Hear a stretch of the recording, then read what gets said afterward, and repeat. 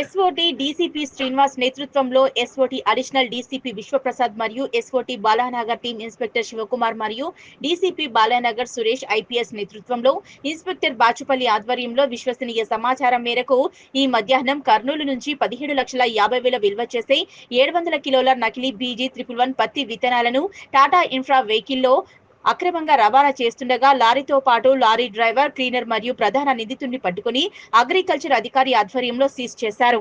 700 కేజీల నకిలీ పత్తి విత్తనాల విలువ 17,50,000 రూపాయలు ఉంటుందని, వాటిని టాటా ఇన్ఫ్రా వెహికల్ 3 మొబైళ్లను స్వాధీనం చేసుకున్నారు. నిందితుడు ఆలూరు మాదన్న ఒక రైతు, కర్నూలు వాస్తవ్యుడు. అతను పత్తిని పండించి కర్ణాటక రాష్ట్రం గజేంద్రగద్ద వద్ద ఉన్న జిల్లింగ్ మిల్లుకు విక్రయించేవాడు. అతను జిల్లింగ్ మిల్ నుంచి కాటన్ విత్తనాలను సేకరించి కర్నూలు జిల్లా గంజర్ల గ్రామంలోని తన వ్యవసాయ భూమి సర్వే నెంబర్ 320/1 అండ్ 398లో విత్తనాలకు రంగులు కలపడం ద్వారా నకిలీ విత్తనాలను తయారు చేస్తున్నాడు.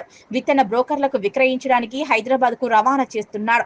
ఇంతకు ముందు కూడా జనగామ రైతులకు బ్రోకర్ల ద్వారా విక్రయించారని ప్రాథమిక విచారణలో వెల్లడైంది. విత్తనాలు నకిలీ పత్తి విత్తనాల సంచులను వాము విత్తనాల సంచుల కింద కాటన్ విత్తనాల సంచులు దాచిపెట్టి రవాణా చేస్తున్నారు.